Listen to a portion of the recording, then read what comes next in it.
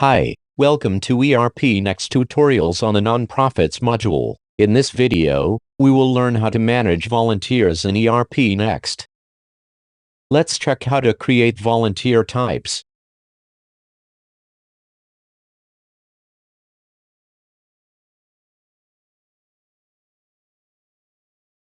These are the existing volunteer types. Let's create a new volunteer type.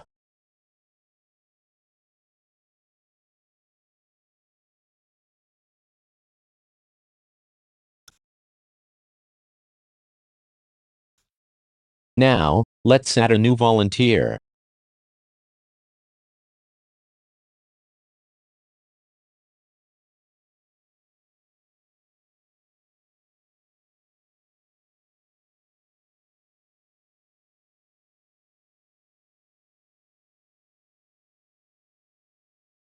In the Volunteer Master, you can capture more details like contact address, availability, and skills. Tracking these details will assist you in allocating a specific project to a volunteer.